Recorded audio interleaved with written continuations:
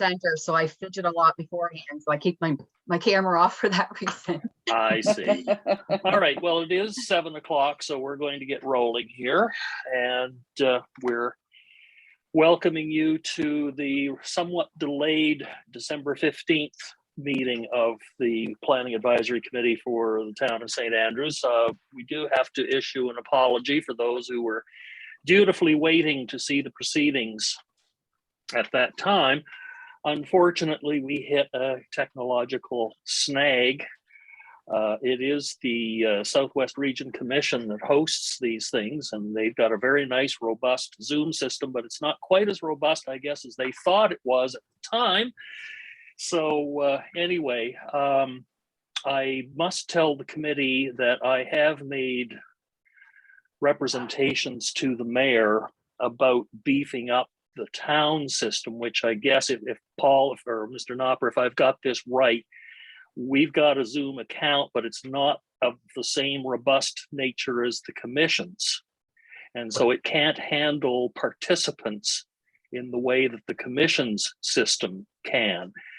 And my pitch to the mayor was, we're probably going to be on this kind of meeting setup for a lot longer than maybe we thought was going to be happening.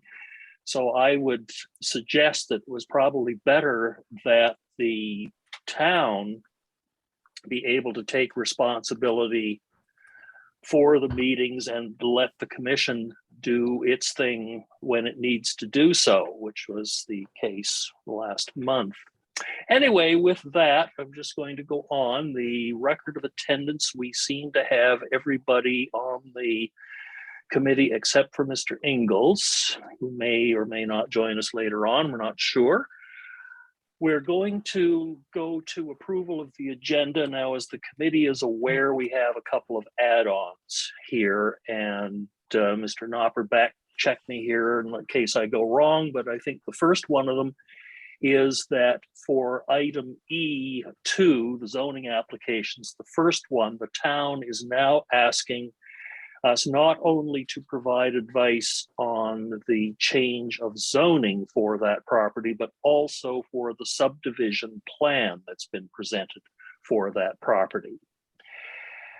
And the other addition to our agenda under F, new business, the town is asking for our advice again on the addition of a use for the central commercial district of a nanobrewery. And there's a definition and so on and so forth. You have the documentation on that. So what I'm looking for at this point is a motion to accept that amended agenda with those two items. Mr. Cross is moving. A seconder. Mr. Simmons was the first hand that I saw. All those in favor of adopting the modified agenda, raise your hand. I see no contraries, so we are good to go on that. We look for any declarations of conflict of interest in the matter of this agenda. Ms. Stewart. I'll be declaring conflict on item number, the zoning application for Belmax. That's item number 2. Okay. As an adjoining landowner. All right. Anyone else? Mr. Simmons. Conflict for the Nanobrewery. All right. So we have those two declarations of conflict of interest. We move now to the minutes from the November 17th meeting of the committee. You have had those for a while now, and I presume you've read through them.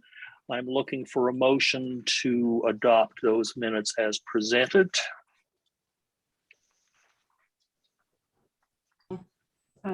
Mr. Chair, I'll move that we accept the minutes as presented. Okay, I saw Mr. Heenan's hand here first, so I'll take you as I'll take you as seconder, Ms. Stewart.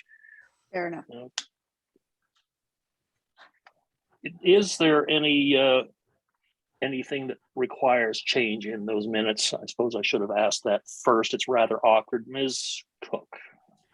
At page 4, It says the committee about green space being maintained, which is not English. So throw in a word like the committee inquired about green space. So you put in the word inquired about green Okay, space. could you give me a more precise location on that page 4, please? Okay, if you're in the top section that's italicized, and Yes. you're in the last but one sentence that begins the committee about green space. Okay, yes, the committee, it yes, there should is a verb missing. Yes, yes. And So you suggest Yes. inserting inquired. inquired. And second to that, in the same paragraph, at the last meeting, Mr. Ingalls made a really good comment, which was about the removal of the knoll that was to be flattened or redistributed. And that was about, his question was, where is the material going to be removed to? And I think that's important to include here because in essence, the knoll that exists is the detritus of the removal from the developer developing the rest of Canterbury Close. So I think it's a minor thing, but we should keep our eye on making sure that when these developers remove from the land that they don't go dump it somewhere else. I don't know what the system is for dealing with that. So all I'm asking is that a sentence be placed there that a committee member asked to where the knoll is being removed, and you don't need the answer to that, I don't think. But I want it to be on record. I thought it was a very good question. Interesting. Who is in charge of removals? I mean, and where does this stuff go? It's Well, probably nothing to do with us. But... we're going off on a tangent here. Okay. First of all, I need to address the idea of what should or should not be in minutes. Right. Mr. Ingalls asked the question. Yes. There really was no answer, according to your memory, because I don't remember it at all, unfortunately. No. Well, there was no answer to that question that I asked. Yeah. Yeah.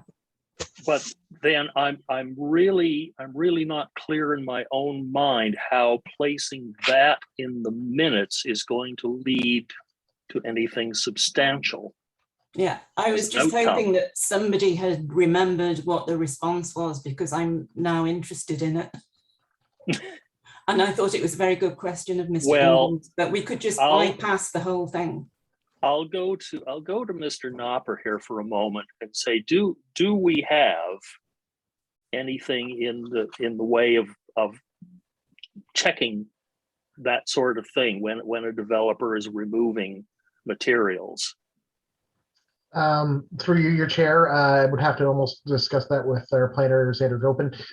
For the most part, from my understanding, when a developer removes materials, it's from their land, it's their responsibility to find where it goes. But overall, we don't track where fill is moved or placed within the, other than if it meets a certain elevation height, which was identified in the zoning bylaw of 1 meter. Yeah. That's more or less what I expected you to say. So I'm not sure about whether placing that particular question in the minutes would really lead to anything. I will ask the mover and seconder what they think. Do you think that's a change that should be made in the minutes? Mr. Heenan, Ms. Stewart? Well, Mr. Chair, I believe that it's followed up down in number 1, where the work shall be carried out in a substantial conformity with the attached site plan.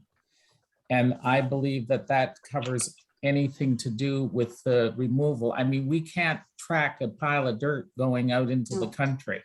I mean, we just can't do that. If they have done their due diligence in the site plan, then a pile of dirt, whether they put it in fill or something in Bocabac, it doesn't matter. We can't put a tracer on it.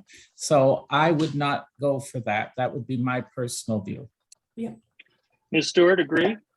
I certainly agree with correcting the grammar in the upper paragraph, but I agree that adding the question will not Okay. substantially change anything. All right, so we have a motion on the table to accept these minutes now as modified by placing the word inquired in that sentence on page 4, just to smooth out the idea. If you're ready for the question, then all in favor, raise your hands. Okay, contrary minded, we have one, Ms. Cook. No. No, I saw your hand go up. I was delayed. Oh, you were delayed. All right, so we Yes. have unanimity. All right, good enough. Thank you. So we'll move on now to our agenda items, and what we have to deal with here again is something new for us, the advice to counsel. And just a couple of quick words before we get into all of this. Advice to counsel is a conversation between the committee and counsel. It does not entertain any outside actors. So we will not be hearing from the proponents or from members of the general public. It is counsel that makes the decision on these things. Members of the public have their say on this matter. I think it's January the 10th, if I'm correct in that, yes. And that's what they always keep calling a hearing of objections. And I wish they'd stop using that terminology. I'd much prefer them to say something like hearing of opinion, because there's no need for people to be negatively inclined. They could also speak in favor. However, that's just me. So it's entirely within our own bailiwick here to discuss these matters. Now, on this first one, the obtaining of views on what is being called the Van Horne Garden Homes, we have the usual planning report on this. So I'm going to ask, I think it's Mr. Gopin who prepared this report, to speak to it. Thank you, Mr. Chair. And I completely agree with you about the hearing of objections terminology. I wish that would change to something a little more neutral. But anyways, so for the first time of 2022, I'm going to say, let me share my screen and I will start the presentation on this. I've included the subdivision aspects in the presentation at the end because it's all the same information is relevant. The site plan is the same, the tentative plan of subdivision. So it should be pretty obvious, you know, here's the point where you would give your views on the zoning amendment aspect, and then the next slide would be, you know, and here's the aspects that are related to the subdivision. Right. So hopefully that's clear. And anyways, I'll get started. So this is Bylaws Ed 2104, which is an amendment to the zoning bylaw, a rezoning of PID 013268081. And that's currently an estate residential property. It's at the corner of Moat and Bar Roads. I'll have some maps in a second, but the southeast corner. And there has been a request made to council to rezone that to MR1, or multiple residential zone. And that is to facilitate a subdivision of what are being called garden homes. That's not really any kind of planning terminology. What they would be in planning terminology is vertically attached rental dwelling units. So they're not for sale. You rent them, and then they're kind of designed like townhouses, so shared walls on shared party walls. So this is the property. It's about three and a half acres, and it is a slightly oddly shaped property in that it kind of envelops another property. And right now it's basically vacant, treed. There is a drainage ditch that runs kind of along the property lines like so. And that, you know, there might be a little bit of work that needs to be done on that. You can see there's municipal easement. So anyways, this is the site plan, the tentative subdivision plan that's been submitted as part of this. And there's a proposed new public street with a cul-de-sac coming off of the Bar Road here. And then all of the units are accessed from either this new public street. You can see access is there. Or there's, I guess you would just consider it a driveway extension that comes off it as well, and units are accessed from there. So nothing would be accessed directly from Moat or Bar Roads. And then the land for public purposes is something that's required, or cash in lieu is required. And what they've done with the land for public purposes, this, you know, potentially could be some kind of walking trail. And this strip here, you know, maybe a little bit of trail for or sidewalk on Bar Road, but it allows the configuration of the new properties to work in a way that this site plan would not require any variances. But one of the things that PAC is being asked about is their opinion on the proposed new public street and the land for public purposes, the location of it. But I'll get to that near the end of the presentation. So going back to the zoning, this is the MR1 zone. It's intended as a certainly a higher density zone, but not there is the MR2 zone, which is a high density multiple residential zone. So this zone allows for all of your kind of typical residential uses: single family, semi-detached, two family, triplex, row house dwellings, which actually are they're divided along the property line. So that would kind of be your traditional townhouse where you're buying the whole unit. If you think of the townhouses down on the point, those would be row houses as per this definition. Whereas what we're dealing with in this proposal are apartment dwellings because they're rented units. So the use is allowed in this zone, and there's a few other uses that are allowed as well, kind of on the institutional residential side. And then standard secondary uses that are typical for residential zones, and your accessory uses as well. Now I'll discuss the municipal plan, because that's where we always want to look when we're thinking about a change to the zoning bylaw. Variance from the zoning bylaw is how does it the plan that's higher in the hierarchy, the municipal plan, how does that talk to it? So one policy is that council shall support an efficient and sustainable land use and development patterns and a mix of uses and densities that support pedestrian movement and that improve energy efficiency wherever feasible and appropriate. So adding density is a way of basically achieving this goal. That doesn't mean there aren't other goals, and some of those are pointed to in the housing policies. One of those being, it shall be a policy of council to understand the need for the development of housing to meet the needs of seniors, students, and other special needs populations. Council shall ensure that new or converted housing for these populations is appropriate to the character of the town. And that last sentence is really important, because it's not saying just, you know, throw up new housing everywhere willy-nilly. Regardless, it should, you know, it should as much as possible fit into the character and not have undue impact on the town, except for positive impact. And when we're talking about housing, adding new housing will certainly have a positive impact.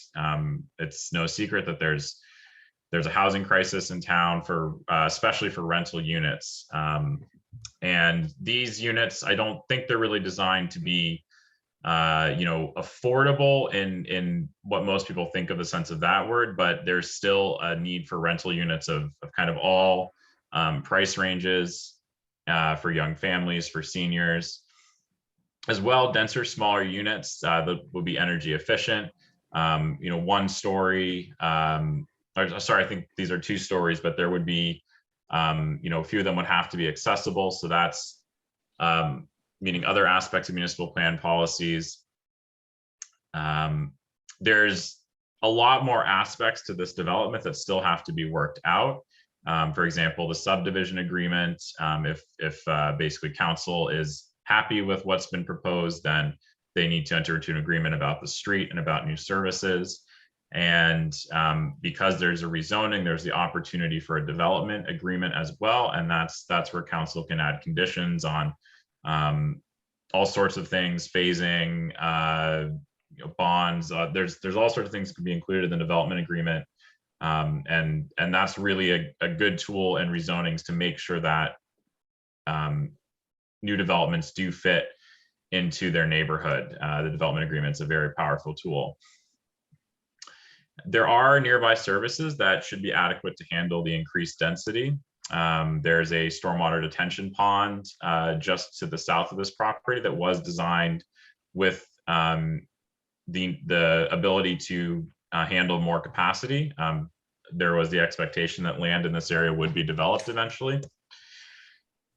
And as was mentioned by the chair, council will be holding the public hearing of objections on January 10th. And that's the public's opportunity to really engage with council and, maybe not have objections, but, ways that the project could maybe fit into the neighborhood better, could have less impact, or if there are objections, then that's certainly the time, or just, people who would be happy to see new housing. So that's really the opportunity for public feedback. Now, the legal authority for council's views on the rezoning comes from Section 110 of the Community Planning Act. Council has to ask for PAC's views, and PAC has 30 days to give those views. The views are not binding, and that's I think a very important thing for everybody to know, is that while council will certainly take the recommendation into consideration and take it seriously, this is council's decision ultimately, and that's one of the reasons why the public hearing is really addressed at council, and there isn't a public portion to this tonight. Now, views are, the Community Planning Act is completely ambiguous on what views are. They can be very simple, you're in favor of it, you're against it, but if there's discussion, if there's more specific recommendations, comments that PAC believes council should consider, then this is the time to basically have those written down and given to council so that they have PAC's opinion and recommendation. So this is the point where we would get your opinion on the rezoning aspect, and then on the next slide I have the kind of subdivision, what's being taken into consideration, and the kind of legal authority for that. So if it's okay with you, Mr. Chair, I'll turn it back over to you at this point. I can go to the next slide and do that as well, but I think it's however, probably better to take it one step at a time. So let's deal with just the first idea, which is, do we think it's a good idea to move this property from estate residential to multiple residential? Mr. Cross, what would your view be?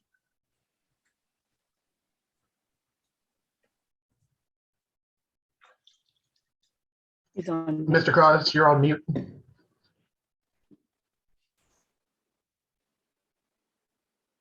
There we go. Can you hear me now?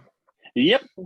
Yeah, I mean, I've grown up here, looked at that property for years and years and years, and it's always been non-developed. And I think there's plenty of room for this sort of development in that area. So I think it fits. I think it's warranted.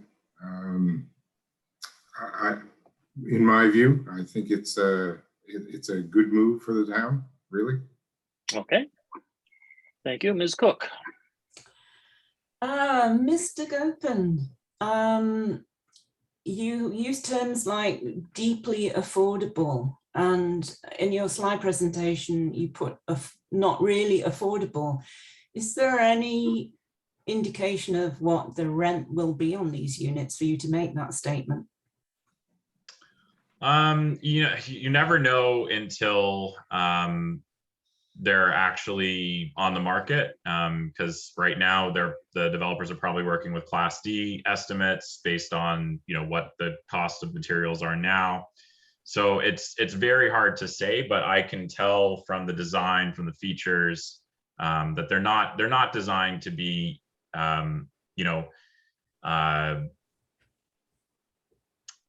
I don't think they would be for less than 1,000 a month. That's my guess. I think they would be over that. So I think they're higher end units, probably not super luxury, but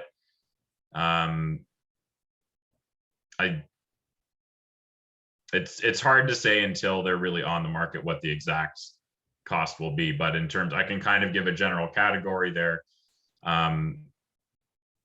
Upscale, but not, extraordinary, if that makes sense. Yeah, I just wasn't aware of whether the developer had suggested to you a ballpark range for the rental. But Ms. Cook, not. I'm going to have to interject here. We're wandering off topic. What we're being asked for right now is, do we think it's a good idea to change this property over from estate residential, which would be one housing unit, to a multiple residential housing unit? The details of what may happen on this property are really not up to us, because we're not being asked for any decisions here. All we're being asked for at this particular moment, and we'll get to the subdivision plan next, but right now, do we think it's a good idea to change that property designation?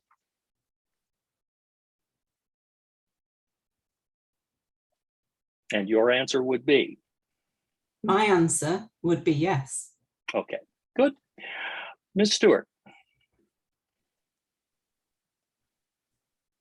Yeah, I would support the zoning change for this lot. Okay, thank you. Mr. Heenan. Mr. Chair, I would support it. Thank you. Okay, and Mr. Simmons. Just one quick question for Xander. In your presentation, you said some of them were 2-story, but in our package, it says 1-story. Are some going to be 2-story? Let me, I know I emailed the developer about this with this exact question. So let me just make sure I know exact right answer. Of course, we're dealing with the second application we're dealing with tonight is also kind of a similar proposal. So I may have gotten confused between them.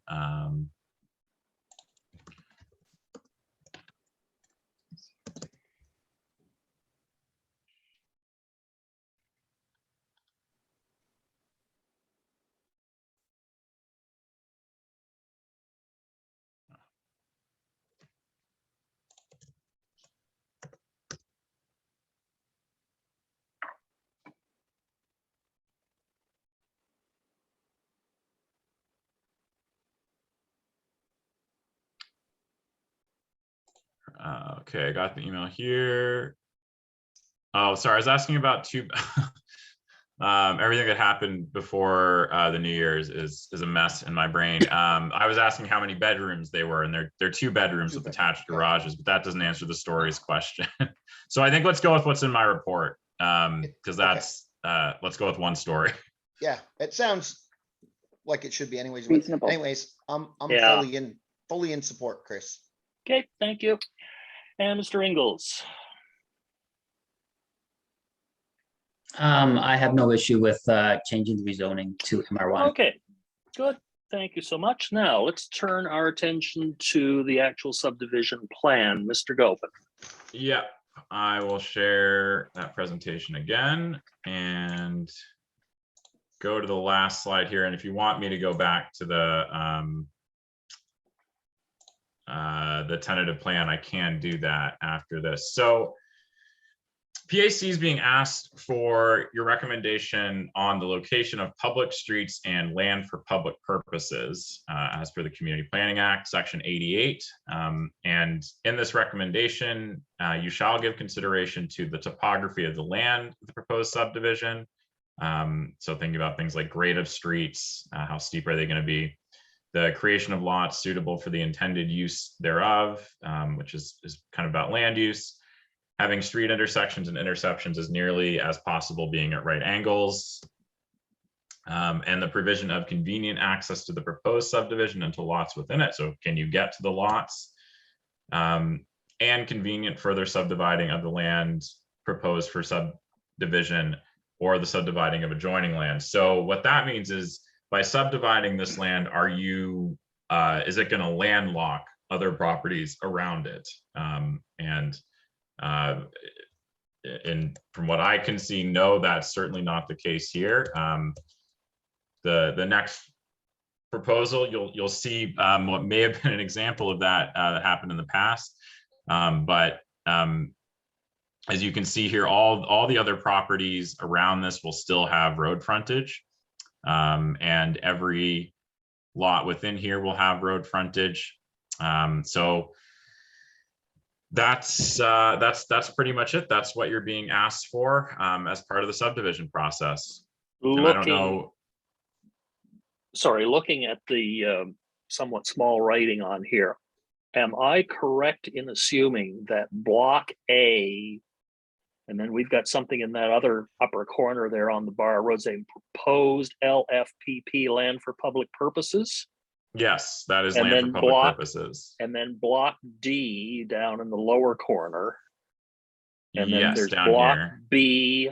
So are all of those block designations? Those are land for- would each be a new PID. But are they land for public purposes? That's what I'm asking.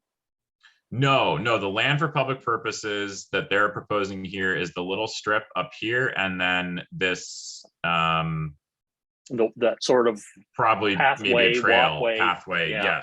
Yes. So there would have to be some cash in lieu as well. The subdivision bylaw requires it's either I believe it's 6% of the land be turned over to the town as land for public purposes, or it can be 8% of the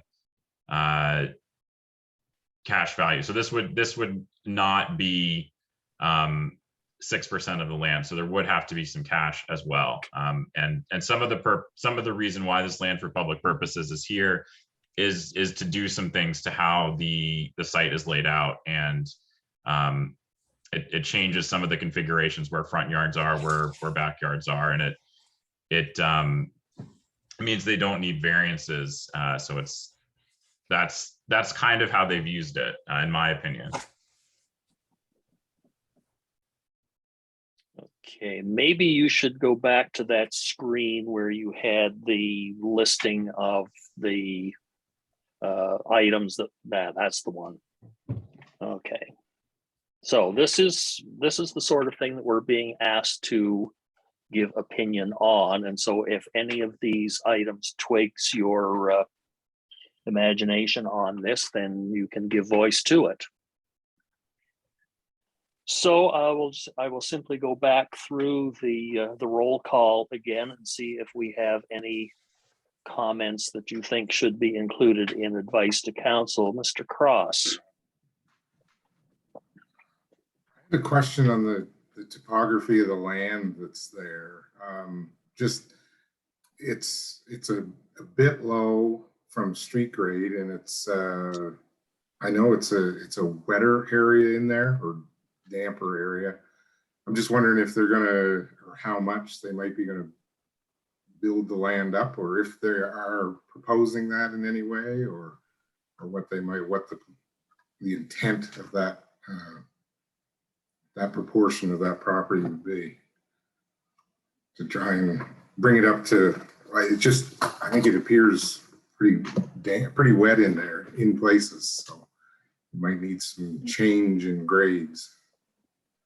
So what you're saying is you would provide advice that to look at the at the height of the. Yeah, to ensure that it's not, it doesn't get up there, to a point that it's going to shove everything else and make the other properties suffer around it, possibly. Mm-hmm. Yep. Okay. Is there anything else? That was the question I had. Thank you, Mr. Chairman. Okay. All right. Ms. Cook. I actually have no questions, unbelievably. I support the proposal as it is. Okay. Ms. Stewart. Thank you very much, Mr. Chair. I agree. I think we could probably forward our support for this subdivision plan. All right, thank you. Mr. Ingalls.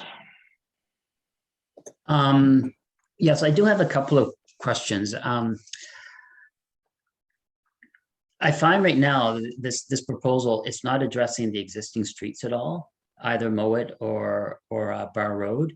It's basically we're going to be backlotting onto those roads. Is that an assumed presumption from the planning point of view? Vehicularly, you're only involving the Bar Road because that's where the street entrance is going to be. The other access to Mowat Drive is a pedestrian one, as Mr. Gopin pointed out. But if you're going along Mowat Drive, you're going to be seeing the side of the units, and if you're going along the Bar Road, you're going to be seeing the back of the units. So you're thinking of a visual. Yeah, because I mean, we should really be addressing the existing public streets that we have there already, and not being so concerned about this new proposed public street, which is really not a public street because it's only going to be accessing these units. So that's kind of my issue. I just feel like it's not really looking at the public realm that's existing right now. And also the connection that they're proposing it should really be at the corner and not there, because once again, we don't have a public sidewalk along there. We don't have a crossing to the sidewalk that's on the other side of the road.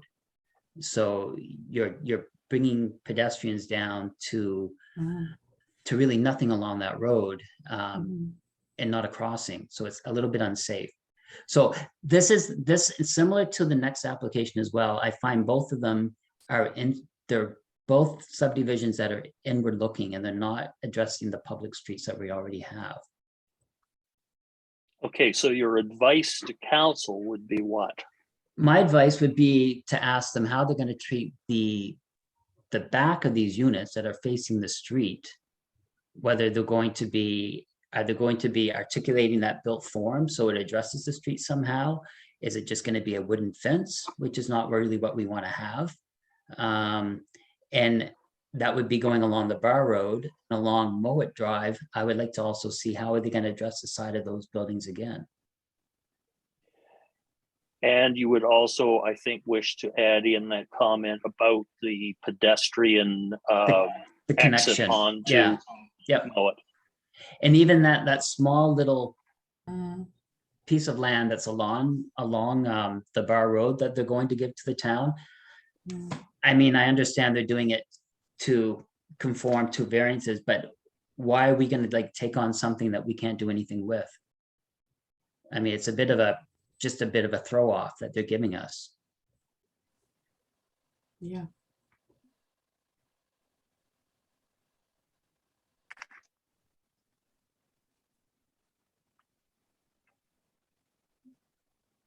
Yeah, I'm just getting this jotted down. All right, thank you for that. Mr. Heenan.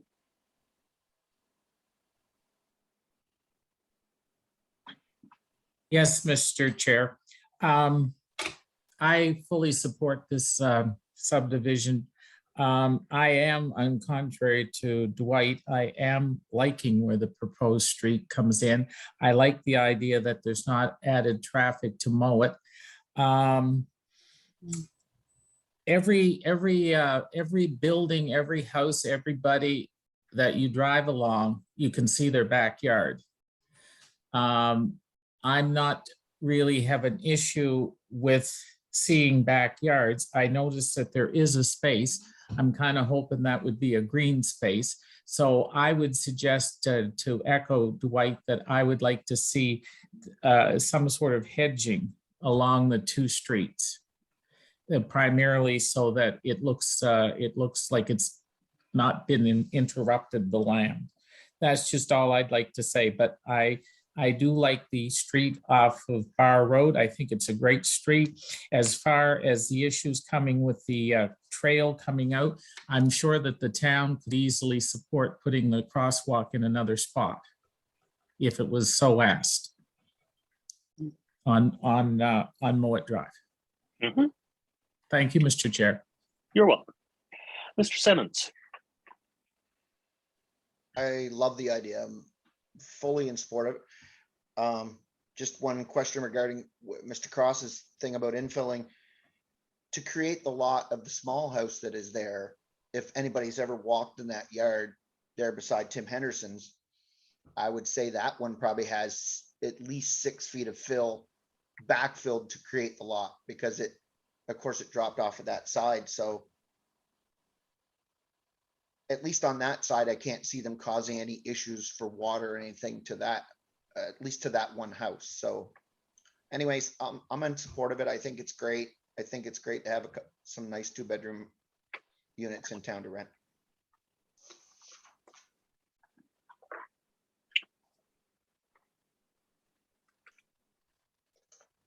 All right. So what I have from your various comments, the height of the land should be investigated in order to prevent overly wet conditions on the property. The appearance of the project from the point of view of people going by on Mowat Drive and Bar Road. Mr. Heenan says that some sort of hedging might help in that regard. Looking at the usefulness of the land for public purposes. And those are the things that I have. Have I missed anything?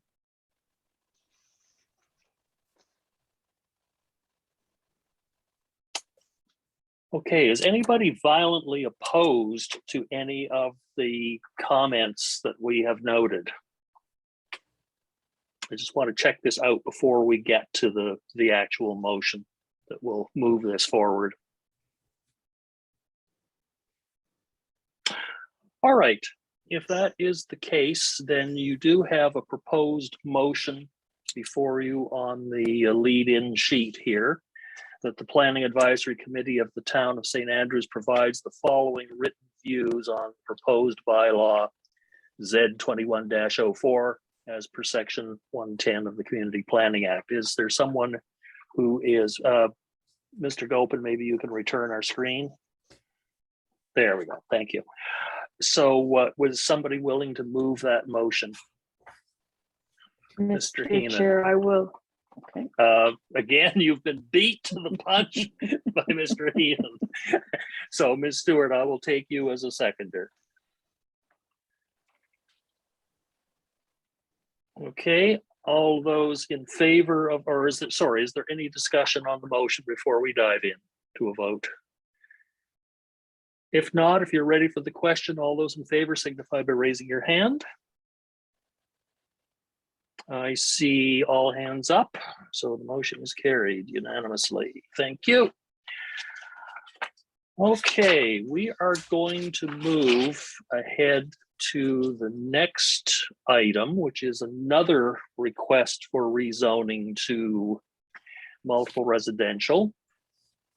And I'm looking for the Belmax, yes, is the applicant.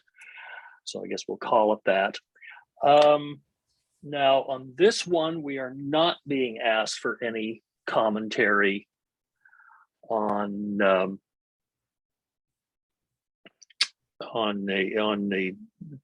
plan, because there is no fixed and firm proposal to do it. So we are looking strictly at the point of view of, are we thinking favorably about a change in zoning to multiple residential? And the planning report again is Mr. Gopin's. So I will turn it over to him. Thank you, Mr. Chair, once again. And this is now that you've had your first views on bylaws, here's your second one, and you don't have to worry about the subdivision because there is no subdivision being proposed. Don't really expect there would be for this one at any point, but who knows?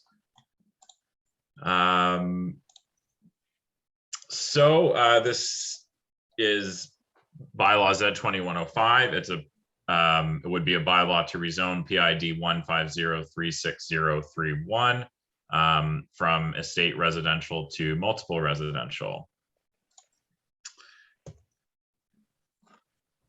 And it's a different multiple residential zone. In the last presentation, I mentioned the high density multiple residential zone.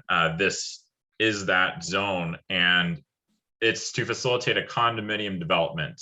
So the developer has proposed condominiums rather than rental units that we were talking about in the last presentation. So these would be for sale, and the zoning bylaw is very clear that condominiums are only allowed in MR2. So that's why we're looking at this zone.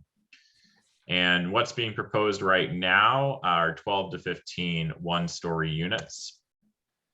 Similar style to the last one, kind of townhouse style, but each unit would be for sale. And currently it's zoned to state residential.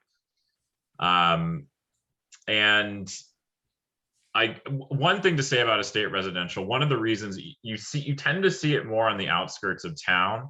It's for properties that don't have municipal services like sewer and water, specifically sewer. So the last property was like right on the edge of where water and sewer are, so it's fairly easy to bring that in.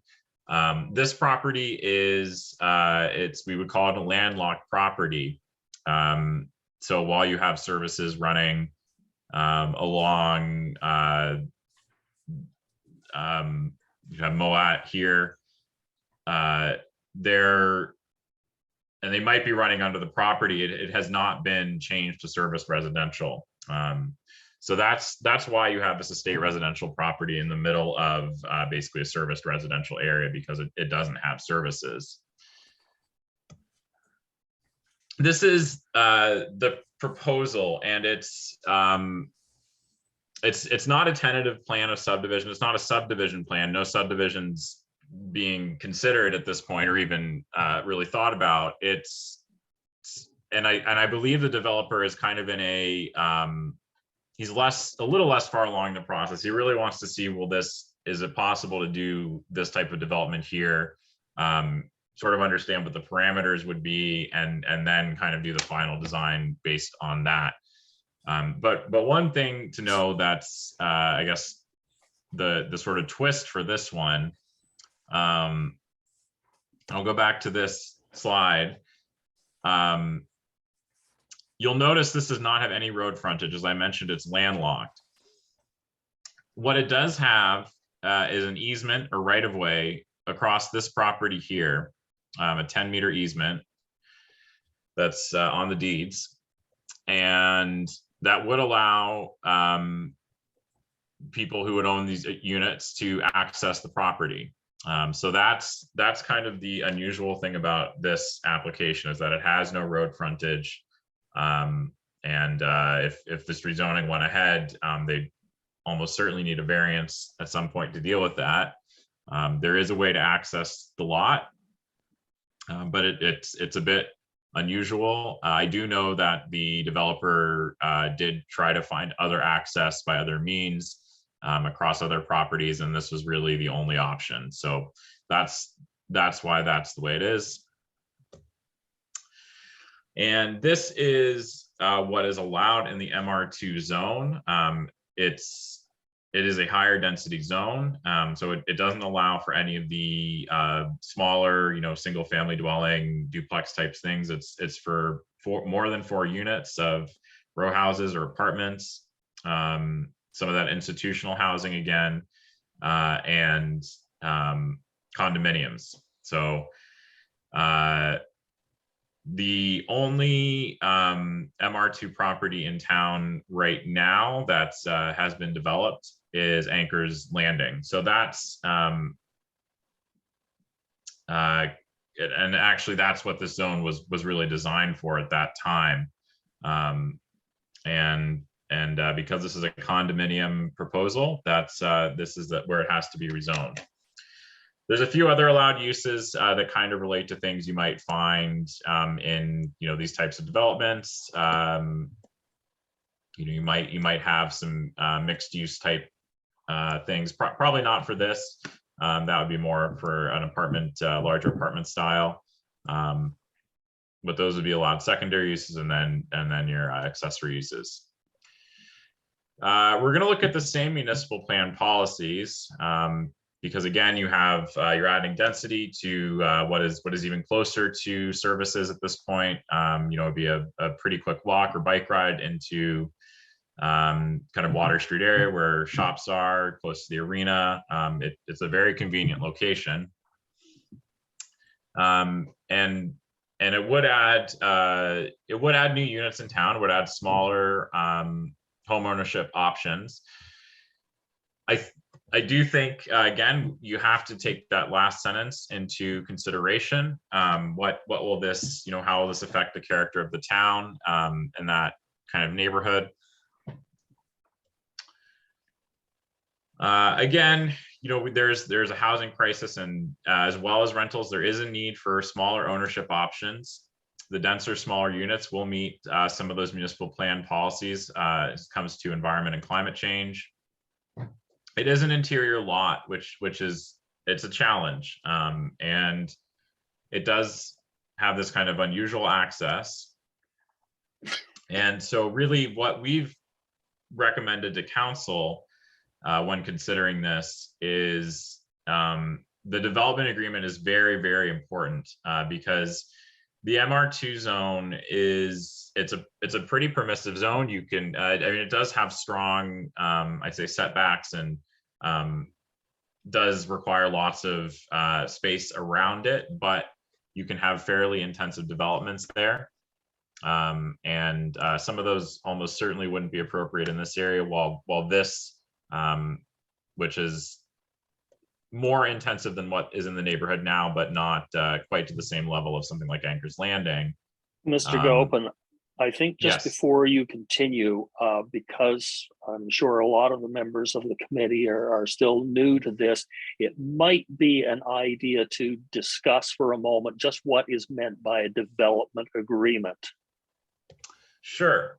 So a development agreement, it's something that is, it's in the Community Planning Act. It comes from, it's if you do, it's called a Section 59 rezoning or zoning bylaw amendment.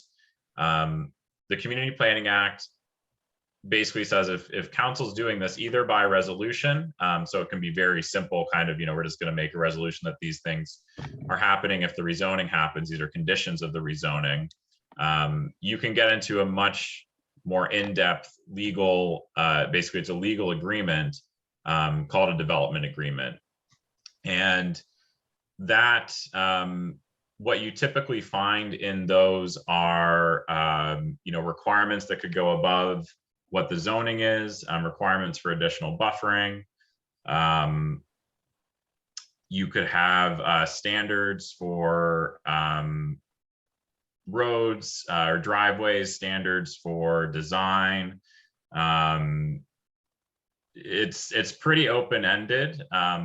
You But know, the bottom line on the thing is that it spells out in precise detail exactly what the developer can do in developing that particular project.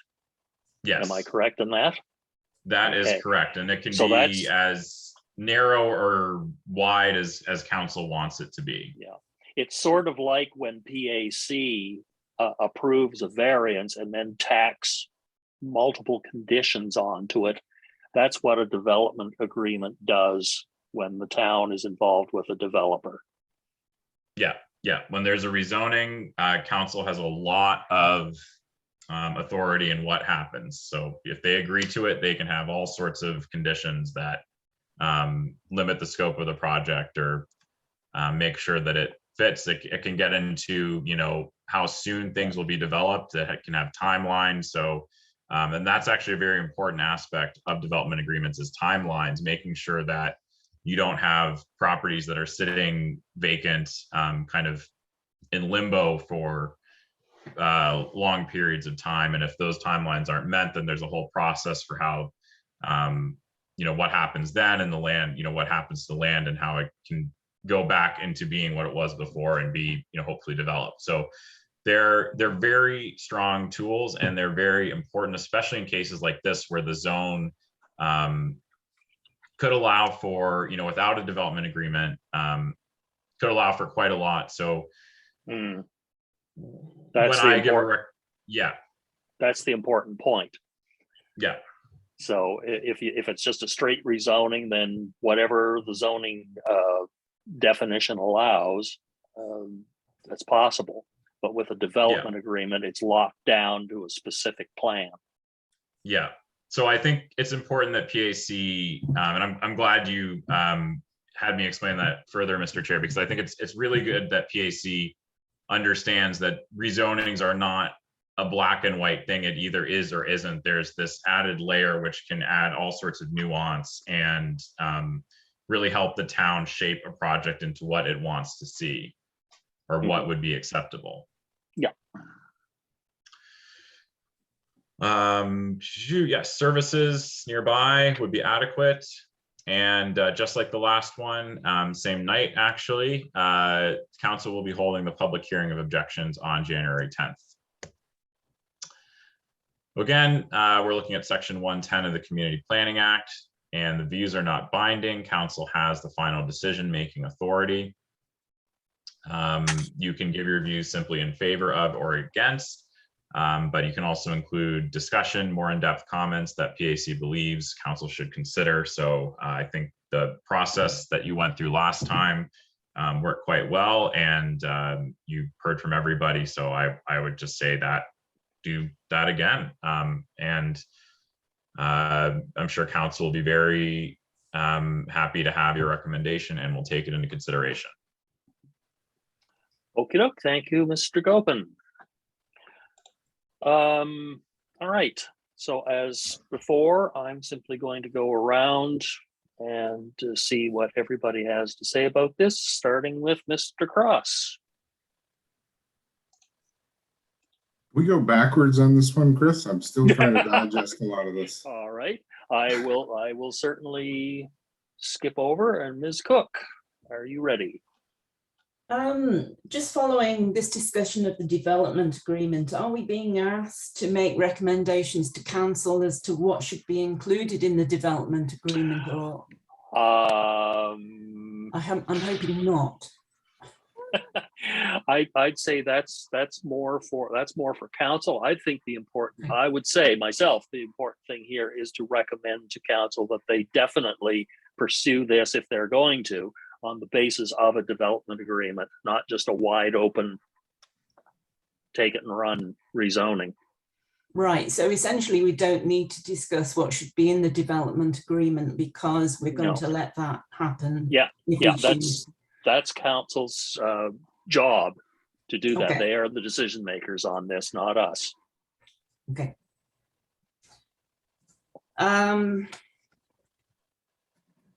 I had some concerns in that, if we can go back to Mr. Ingles' insights about the community surrounding the development. which seem to be single homes or families used to having lots of space, and then all of a sudden there's this right of access that could turn into a major thoroughfare, maybe not. So traffic should be looked into. And I think Mr. Gopin just said that the right of way is only 10 meters wide. So I don't know what's happening at the edges of those in terms of foot traffic and sidewalks up the road. And there's no insight as to whether this is a public road that goes back into the section, because the one that we just looked at apparently is a public road, and that is a cul-de-sac also. So I don't know whether we treat MR1s and MR2s differently in terms of designating public versus private costs. I don't believe so. I think that's if I'm correct in this, I think the idea of whether it becomes a public street or remains a private road remains as something that the town and the developer work on together. Okay. I think most of my questions should be delayed, because I think the development agreement is where things should be discussed. Okay, but right now what we're looking at is, are we in favor or not in favor of this zoning change?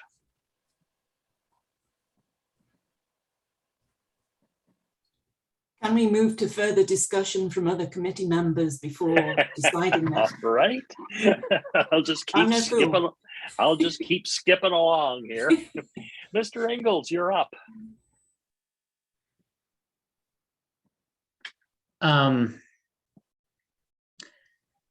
As Mr. Gopin alluded to earlier, this is a difficult one because it's a landlocked property and we don't have any street frontage. And I know that we want to say, is it appropriate to rezone this to MR2? My main concern is we don't have a public road going through here.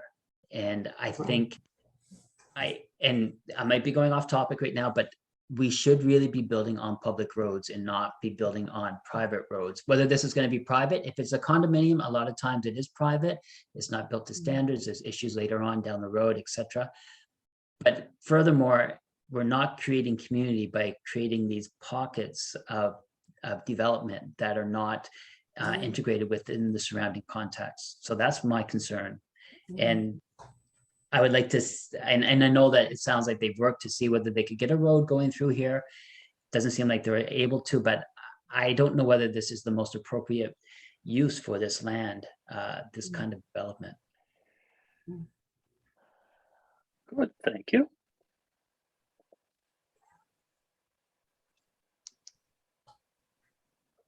Mr. Haanen. Well, Mr. Chair, I have the yes and I have the no. I'm sort of on the fence with everyone. One sitting on each shoulder. One on each shoulder. I take into account all of the comments, and to some degree, I agree.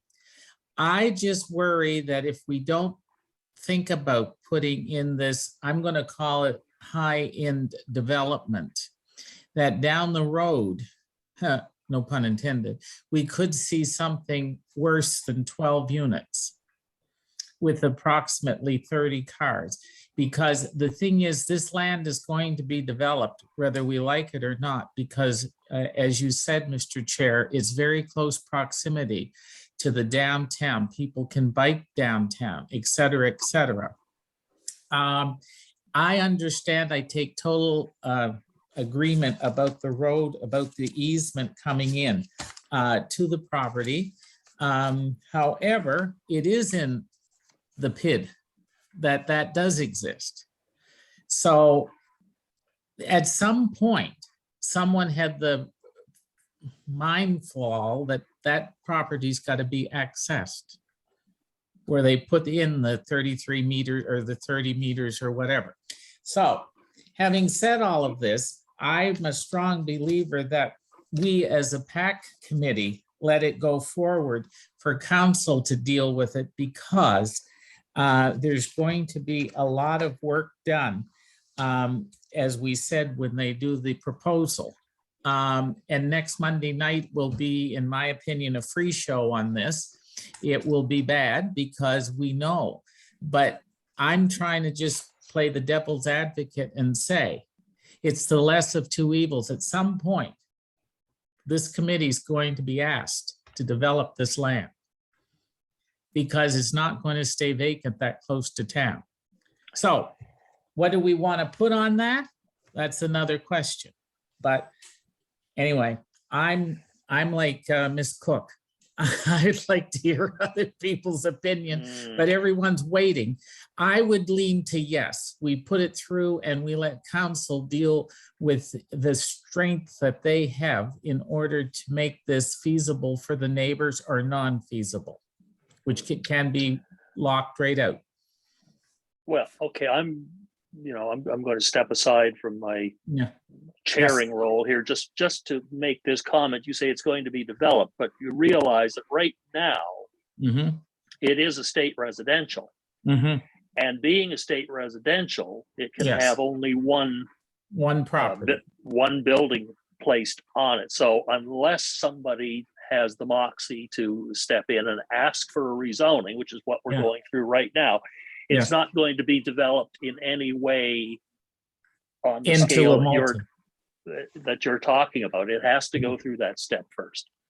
Thank you, Mr. All right. Chair. Mr. Simmons.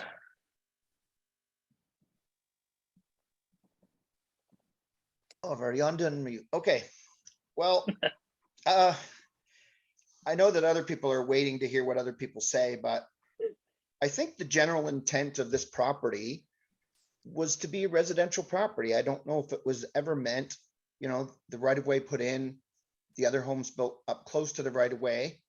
I don't honestly know if it was ever meant to be a multi-residential.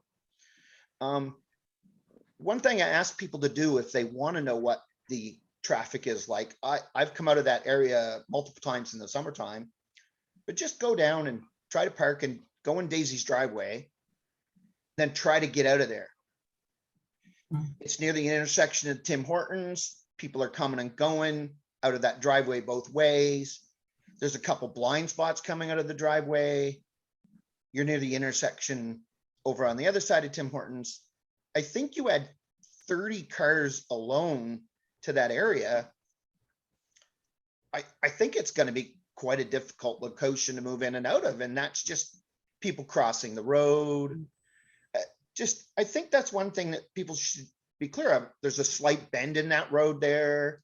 For me, I don't think it suits the property. I think we have lots of other property in town to develop multi-residential. The town has a whole subdivision of land up in there that they can give in behind the ballpark. I think maybe this suits 2 or 3 homes with the intent of the driveway being a driveway and not a 2-lane road, right? I just don't think it fits the area that we're in. And that's my personal opinion. Anyways, I'll leave it at that. All right. Thank you, Mr. Simmons. Now we're going back to our 2 C's, Mr. Cross. Yeah.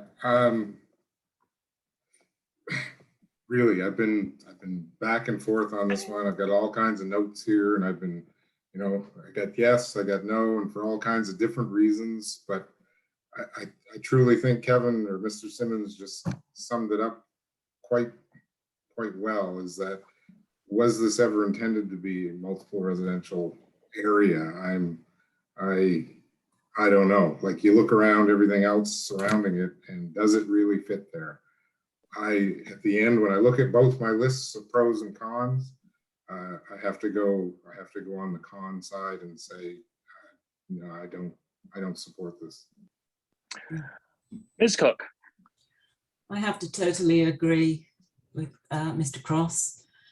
And even from the proposal here where it says 12 to 15 units, and then the plan we get is 15 units, and then later on it says 25 dwelling units. I don't think the developer's ready for this, and I don't think we're ready for what the developer wants to do. So I'm going to say no.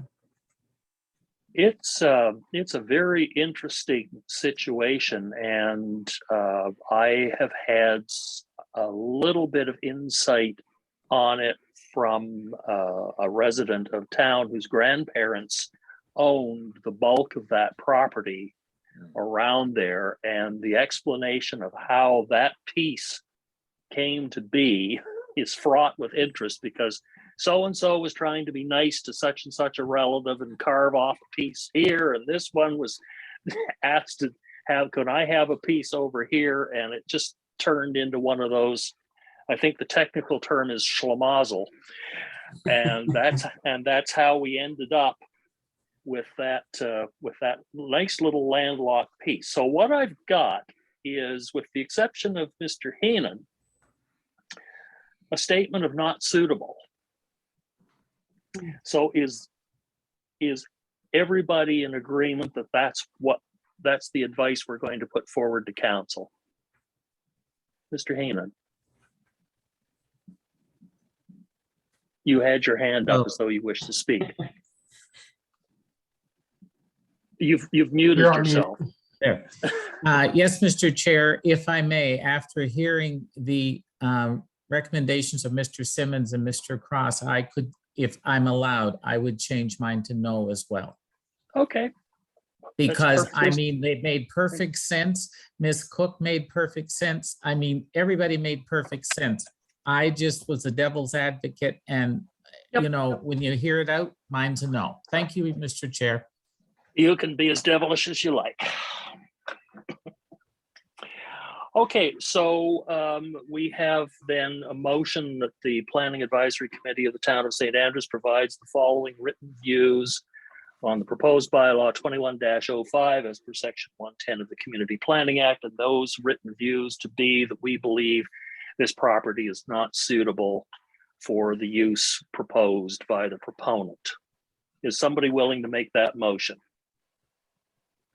Mr. Simmons, seconder. Mr. Cross, I think I saw your hand. Okay. Is there any further discussion on the motion?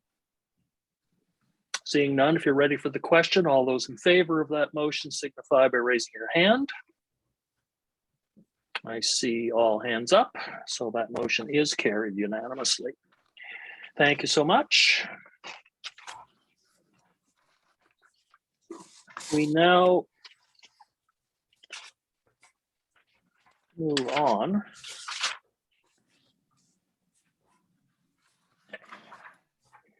to our, so I get back to my agenda. Yes, our variance applications. So we have an application for variances at 66 Water Street. And there are 6 of them in total. Sorry, Mr. Chair. Sorry. Yes. I just have to excuse, sorry, it's Dwight Ingalls. Yeah. I need to excuse myself from this. I'm within the catchment area for this variance application. I see. You weren't, yes, So- you weren't with us when we did the Yeah. declarations of conflict of interest. Sorry. All right. So That's quite I all will, right. I will jump off the call. If this is our last item, this is the last item on this agenda, correct? No, this is No? not the last item. Okay. We have an added item in F, which is the discussion of that nanobrewery definition usage that's going to be, that the town is asking our advice on. Okay, so I'll jump off for now and come back later. Okay. All right, Ms. Cook. I too am in the catchment area, and the other month I did recuse myself because I was in the catchment area for that. And then I thought, well, if every time within 100 meters of me, I have to recuse myself, there's not much left of St. Andrews. So can you give me advice on to whether I should join Mr. Ingalls or not? I cannot, because basically the rules surrounding conflict of interest are that It is up to the person themselves whether they believe themselves to be in conflict. Nobody else can give you to say, yes, you are, no, you're not. Offer suggestions, advice. I mean, it's up to you, and nobody is, I hope, is going to sit and finger wag or in any other way say naughty person. So I'm going to have to leave it to your own thoughts. If you believe that you are impartial on this, then fine and dandy. If you have a question in your mind as to how you feel about this, then feel free to step aside if that's your wish. Okay, I think I'll stay in the fray because I do not know the landowner in question. All right, that's fine. Perfectly valid. All right. So the background that you have here on the lead sheet, the town of St. Andrews has received a variance application from these people for the purposes of subdividing the lot. And we do have, of course, our usual background report, which has this time been prepared by Judy Hartford, who has been sitting smiling patiently all through the preceding. So, Ms. Hartford, it's your show. Carry on. Thank you, Mr. Chair. Share my screen. So as you said, this is an application, a variance application for 66 Water Street. And the request is to create one lot and remnant with 6 variances on lot dimensions. This is a site plan here. The parent property is 80 feet wide on Water Street and extends 120 feet back on Adolphus.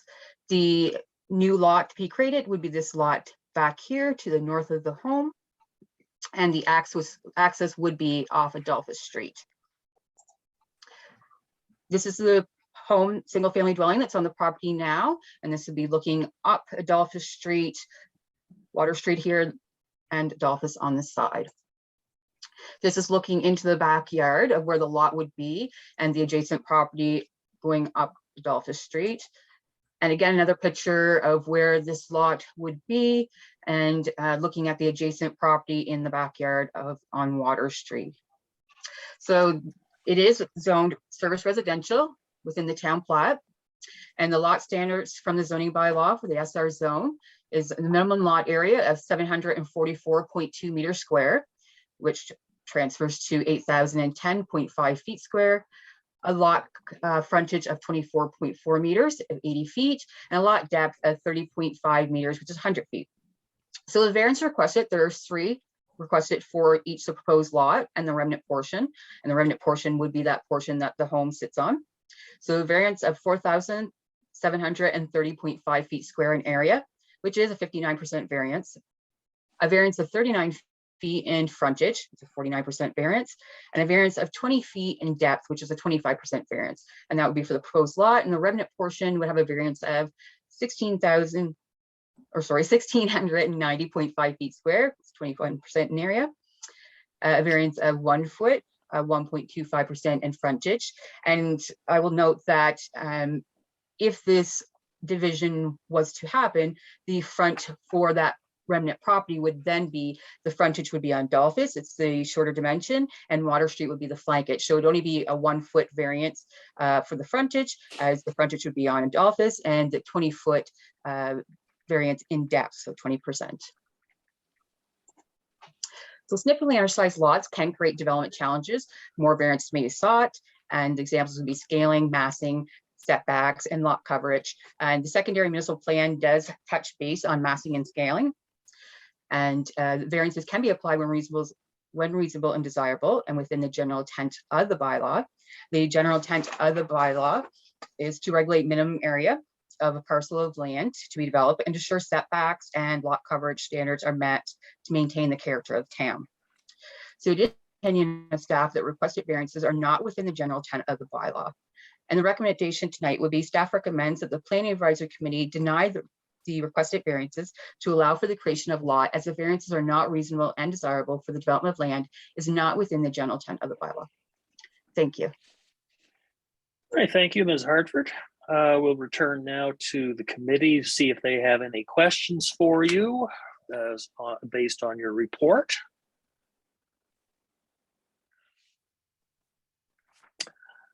Mr. Heyman. Why not go first?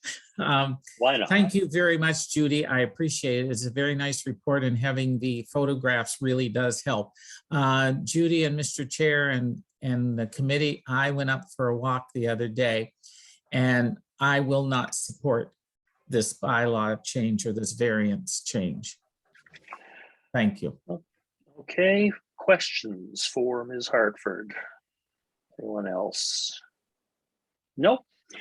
All right, Mr. Knopper, do we have the applicants present? Your chair, I'm not sure who the applicant, based on the names that were provided for the report, I'm not sure, I do not see the names up here. Ms. Hartford, do you recognize any of the participants within, or the attendees, I should say? Just 1 second. Paul, you can also ask the person to raise their hand and. Yeah. So if the proponent for 66 Water Street is available, can you please raise your hand on the attendee section? Mr. Chair, if I may, I did look at the participants and no. All right, if that is the case, we can also hear from affected parties and the general public. Is your chair, Mr. David Suleri just came on. Would you like? Oh, okay. Would you be willing to allow for discussion? Certainly. Okay.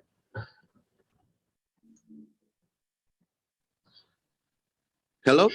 Yep, Mr. Hello. Suleri, you've got the floor. Yeah, hi there. My apologies. I was joining by telephone previously, but perhaps nobody was monitoring the telephone.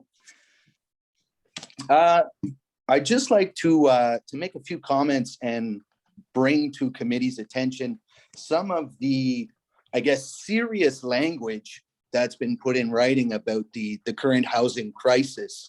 And I think maybe that word crisis is not being taken seriously enough.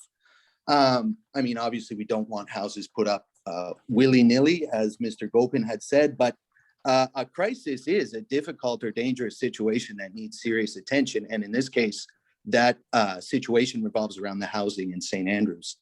There was an article that was published by CTV News on August 26, 2021. And it was about the St. Andrews, New Brunswick housing market specifically. And in that article, there's actually a quote that says, it's actually from Paul Knopper, town clerk and senior administrator. And it says, there is concern about the already existing housing crisis in the town, so much so that Paul Knopper, says housing development has been made #1 priority by the new council. And if we visit the 2020 municipal housing study that was published in part by the Service Commission, there's a few quotes from that report that I'd like to highlight. The first one is that just in St. Andrews alone, the report calls for 169 new units within 5 years from the publishing of that report.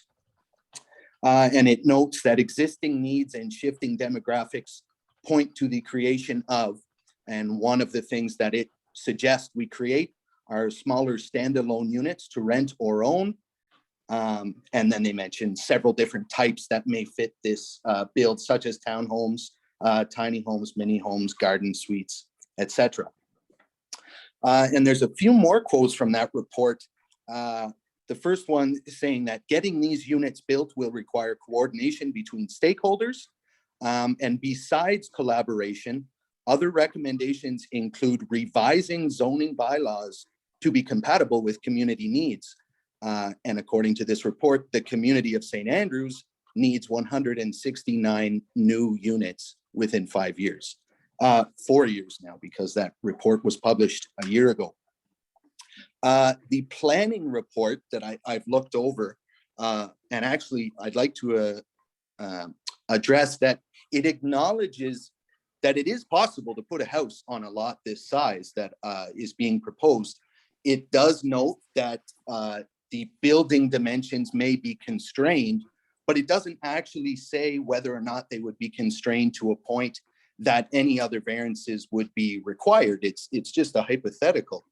And again, it talks about how a development on this lot or a subdivision of this size, quote, is not reasonable or desirable for the development of land and is not within the general intent of the bylaw. But we know that the municipal housing study suggests that, maybe we revisit the intents of these bylaws and how they may be stifling development in our town. And actually, there's a direct quote from page 5 of that municipal housing study that says the status quo is not desirable. So I would suggest to committee that if we're going to be approving development using the same methods that we always have, then we're not taking this housing crisis as seriously as maybe we should. And that although these variance requests go against the bylaw that's currently in place, perhaps the needs of the town at present are not actually being addressed by this bylaw.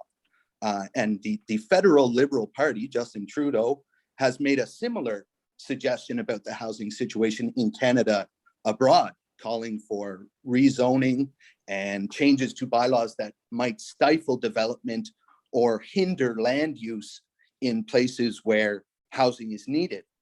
And another note from that plan, just to make note of, is that given demographics and the lack of public transportation in St. Andrews and other areas in Charlotte County, new builds would ideally be located within walking distance of amenities. I'm sure everyone on committee knows exactly where this property is, at the corner of Adolphus and Water Street. And I've been listening to the committee meeting, obviously, about other proposed developments and subdivisions.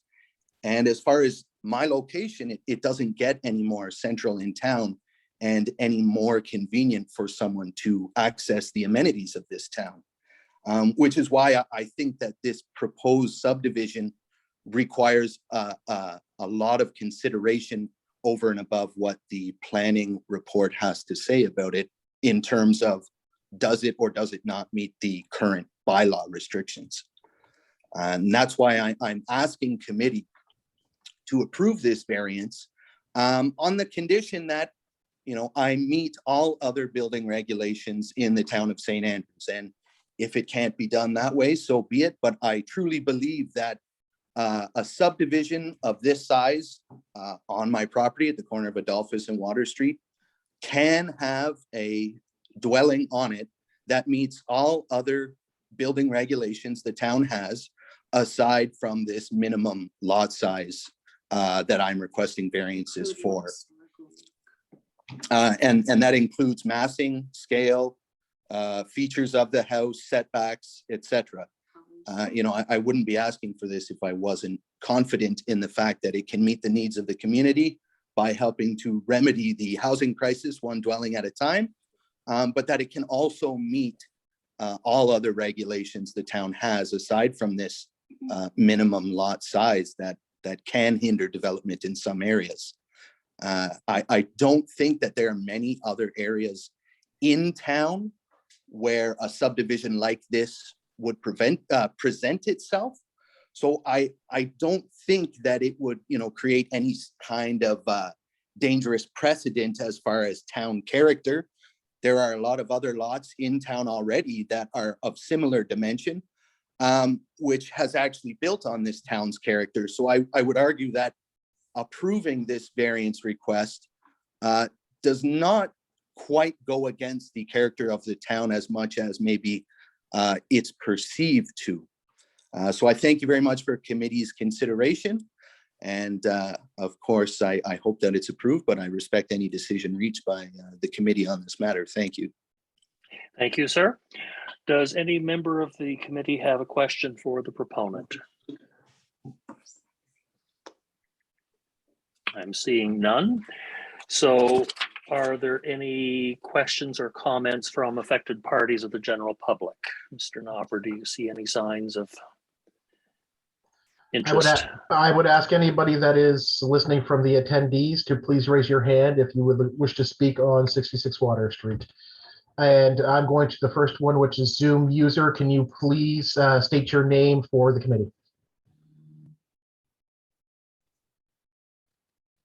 Zoom user, you have the floor. Can you please state your name to the committee? Judith Northrup Wilson. Thank you, Judith. You have the floor to the committee. Oh, hello. It's wonderful to have new builds in and have things progressing, because there must be, but I feel that this law in particular, the restrictions on the house that would be built would not be in character. It would look crowded. And there's also an issue of runoff from that property to the properties aside. So that can be dealt with separately, but I really feel that this property does not figure into the nice size lots that we have here, and would deflate the property's value. Thank you. Thank you, ma'am. Does anybody have any questions for this particular respondent? No? Okay. Is there someone else? Thank you, Judith. I will go to our next one. I've got Patricia McAmey. So I'm just going to give the ability to talk. Yes, this is Patricia. Can you hear me? We can hear you. Yes, indeed. This is Patricia McNamee. I own the house behind the lot at that's the variance, where the variance is being proposed. I'm at 49 Adolphus, and I don't believe it's a suitable lot to put another house on. I have been coming to St. Andrews for a very long time and love the town very much, and I think it sets a bad precedent. It doesn't fit on, a house won't fit on that lot. It'll look crowded. And it wasn't, I just don't believe that the bylaws intended, obviously, for a lot like that to be cut in two to put another house on it. So I would decline that. I would decline the variance because it's not in keeping with as far as I can see, the town of St. Andrews. Thank you. Thank you, ma'am. Does anybody have any questions for this respondent? No? Okay, Mr. Knopper, do we have anyone else? Your chair, I do not have anyone else. I will give one last call. I have Bev Mayer would like to speak. Bev, you have the floor.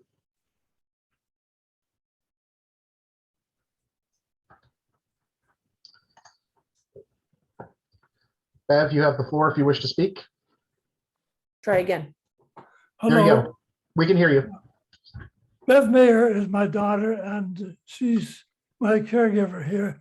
My name is Herb McGee, and I've been living in this house on and off since 1933. I bought it from my Auntie Jen, and I'm definitely against jamming a third lot against my side thing, because it's just going to downgrade all the lots around us. And I have a water drainage problem already with the people over here. He's draining too. Okay. So I'm totally against it. It just doesn't fit in with the rest of the properties around here. All right. Thank you, Mr. McGee. Does anyone have any questions for Mr. McGee? If not, okay, Mr. Knopper, do we have anyone else? I will put it out again. One last call. Anybody else on the attendees, if you would like to speak to 66 Water Street, please raise your hand now.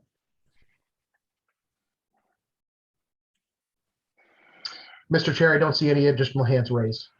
All right, thank you. And that brings us to the committee motion. You have a proposed motion here that the application for these variances be denied. Does anyone wish to move that motion or any other form of motion?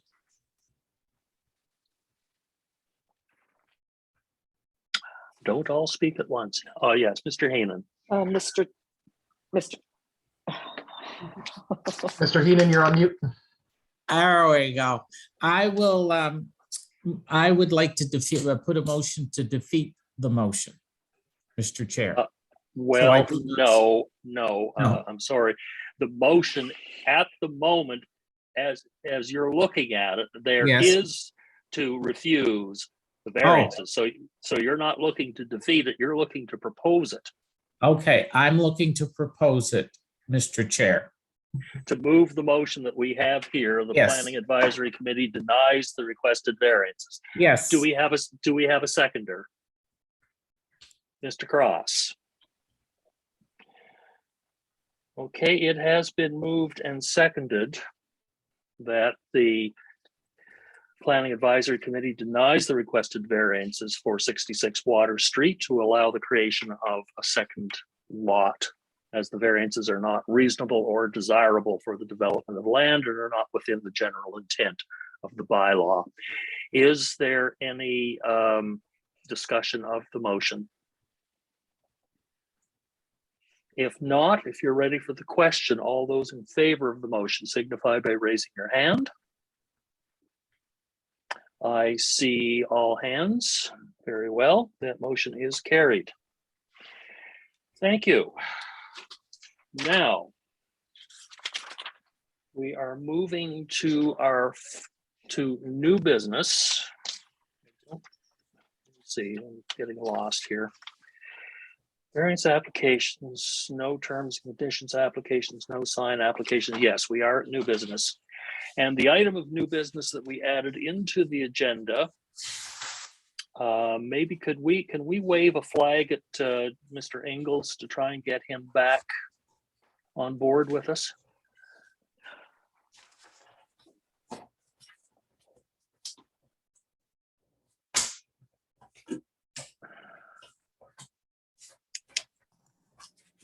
And I don't know what's happened to Ms. Stewart. She seems to keep disappearing in and out. There she is. You don't need to hear me blowing my nose, thank you. Oh, I see. That's right. Okay. You never know what's going on behind the scenes in these things. Can we not get Mr. Ingalls back The in? camera. I have sent him a chat request as well as I'm sending him an email right now just to make sure. Okay. Because time is running on. It's 8:37 and I don't want to overshoot the mark here. I don't think we're going to have a whole lot of problem with this next one, unless there's something I'm not aware of. Basically, we've got a little bit of a convoluted situation here in that in the last zoning bylaw, there was a further use in the central commercial area proposed for what are referred to as nanobreweries. And somehow in the writing of the latest version of the zoning bylaw, that managed to get left out. So obviously they want to put it back in, but of course that means it's changing the bylaw, which automatically triggers a request for advice from Planning Advisory Committee. I think I've stated that properly, have I, Mr. Knopper? What the situation is. So that is the reason why we have this matter coming before us. And we do have a planning report on this. And Mr. Henderson, you are responsible for this one. So we'll turn it over to you for your thoughts. Thank you, Mr. Chair. I'll try to keep my comments brief, as I think you summarized the situation well. So I'm going to just quickly go here to a share screen. There we go. Background. So yeah, this has gone through adoption before and had public hearings of objections previously. As you noted, Mr. Chair, it is more of a housekeeping matter to make sure the new bylaw, the current zoning bylaw, has all the changes that were supposed to be reflected in it. So with the current 2101, it left out Z1901, and it was unintentional. There was no policy change there. It was just one of those things that did not make it in the document. So it's a matter of housekeeping, bring it back in. There was also a terms and conditions approval dated from April 16, 2020 that was handled by the commission's advisory committee.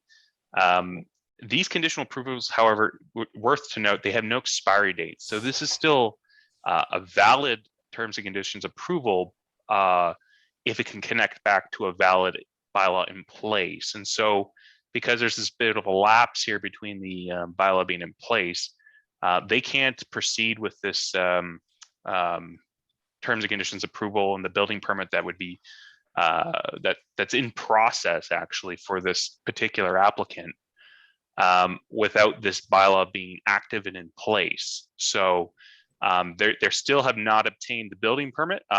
Even as of today, we're still working with the applicant to sort out some engineering details related to their fire separations and whatnot. And we're working through those things, and we're going to hopefully, if council approves this bylaw, brings it back in, we'll be aligned to issue the building permit the day after. So some of these details are still being worked out, but we need to connect it back to an active living bylaw. And so that's this process, housekeeping. All right, so it applies only to central commercial. So the pink zone there, right in the center of town. We don't need to go into too much detail, but these are appropriate uses for retail zones. Nanobreweries, smaller than a microbrewery, connects back to municipal plan policy. And realistically, I think you're all aware of this proposal, or if you've been following along, because it's been a couple of years in process to get this amendment in place, and then when it dropped, it unfortunate. But basically, the idea being it is a positive type of development for the community from the point of view of planning staff and looking at these particular sections of the municipal plan. So we had looked at different versions of this, the choice of words of nanobrewery versus microbrewery. This was kind of a discussion back in 2018 and related to some of the concerns at the public hearing of objections back then. They're more commercial, as opposed to some microbreweries can be in quasi-industrial locations or have quasi-industrial implications, where nanobreweries very, very much tied to the tap room concept and being in a retail, commercial, tourist kind of environment, which is this type of zone we're talking about. The central commercial zone is that. At the same time, because you're talking about manufacturing, artisanal manufacturing, there can be issues related to that.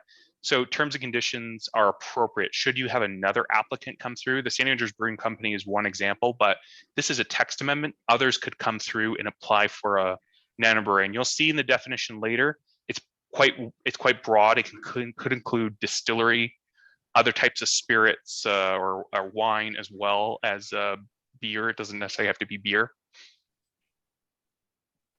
And we look at different zoning standards in other municipalities, and they use larger figures for what is considered micro, 21,000 square feet in Moncton, and they use this per liter mark in Fredericton, St. John. We don't think it's ideal to use a liter or 21,000 square feet as the target for what a appropriate commercial retail style brewery would be. 3,500 square feet is something which we've, through the research related to this, we determined was a quite reasonable size for a small brewery operation. So it fits more in the character of St. Andrews to be of this size as opposed to those larger cities. So just basically adding this in the list of terms and conditions, main uses. And here's the definition. I'll read the definition because I think it's important. Nanobrewery means a small scale manufacturing of beer, wine, spirits, or other alcoholic beverages. The maximum total floor space allowed for this use is 3,500 square feet or less. The use may include the sale of alcoholic beverages to the public for consumption within the premises. Accessory activities may include the preparation and sale of food and storage of packaging, bottling, canning, shipping of products manufactured within the premises. The use does not include outdoor manufacturing activities or unenclosed outdoor storage of material equipment associated with the business.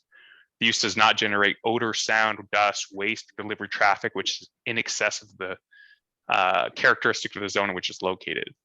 I will also say that in this zone, you can do more than one main use in a building. So if there's aspects of a nanobrewery that involve retail and taking alcohol, growlers, etc., off-site, that would be another main use of land that's permitted. So it doesn't exclude that. It's just important to include that you selling alcohol on premises because the licensed premise aspect. So it's important to clarify why it doesn't talk about taking growlers or cans off-site. So here it is, talking about licensed premise as a secondary use within a restaurant or a nanobrewery. There's going to be additional changes to the zoning bylaw, which will add cultural use to this. But this is the, strictly speaking, we're just trying to get this text amendment back in so that this building permit for this one particular applicant will not be impeded. But there's a new revised proposed addition to the zoning bylaw, which you'll see, the committee will see at a later date, which will have a slight modification to even this line, but we're making sure nanobrewery is in it, and it will be in that new document coming out. So that concludes my short presentation. I'll turn it back to you, Mr. Chair. Right, thank you. Does anyone have any questions for Mr. Henderson on his report? Nope. All right. So again, it's a request for advice to council on this, and I'm just going to go around the grid. Again, Mr. Cross. Nope, I'm in full agreement with putting it back in the bylaw. All right, Ms. Cook. Yes to putting it back in the bylaw. Are we discussing this amendment by amendment, or? There is only the one amendment. I have 3 amendments. Amendment 1 puts a section in as number 16, a nanobrewery. Amendment 2 looks at the definition of a nanobrewery, and Amendment 3, section 5.2.1c, a licensed premises, which is a typo, should be a licensed premise as a secondary use.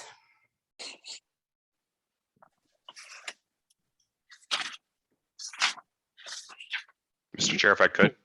Yep. So this is Member Cook, she is correct. The text amendment requires three modifications to the bylaw. But it is like it's a unitary purpose for what it accomplishes. Okay. Okay, so if I address those 3 amendments, you address those 3. I'm sorry. You address those 3. Okay. Amendment 1, I have no problem with. Amendment 2, I had a problem with until it was explained that growlers come into some other system of legal discourse. With Amendment 3, you should change the language either to put licensed premises or a licensed premise as a secondary use. Well, I mean, we can get into a language quibble here if you like, but I've always seen premises used as a singular. A licensed premises. Yep. Is singular, is it? Yep. That's always been the way I've seen it. But you know, we can okay. we can have them dig into that if, if there's a real concern. This is crucial. All right, Mr. Heenan.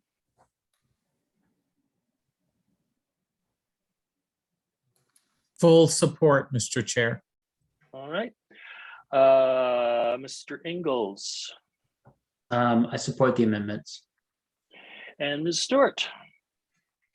Yes, thank you, Mr. Chair. Housekeeping is good. I support the amendments. Okay, so we shall send that advice to council. If we get a motion on the go to say so. So would somebody be prepared to move a motion that we send ours? Ms. Stewart, you did get in first. Mr. Chair, I would like to move that we accept the bylaw amendments as proposed. Seconder. Yes, Ms. Cook. All right, any further discussion? If not, if you're ready for the question, all those in favor signify by raising your hand. Okay, everybody's in. That is passed unanimously, and that concludes new business unless there is somebody who has something else that needs bringing forward. If not, okay, then we'll look for a motion to adjourn. Also move, Mr. Chair. No, Okay. Mr. Cross beat you to it. I'll put you in as seconder. All those in favor of adjourning signify by saying aye or raising Aye. hands. I knew I was going to get that wrong at some point. So thank you so much. And I guess we'll be doing this again in 2 weeks. So we will. Yeah. Yeah, committee, I will be sending you, just to note, I will send you all updates for all the meetings for 2022. So you'll have them in your calendars appropriately. Okay, thank you. And Mr. Nopper, I will write up these pieces of advice to council and have them to you probably tomorrow morning sometime. Thank you, Chair. All right, good night, everyone. Good evening. Take care, Thank you. everyone.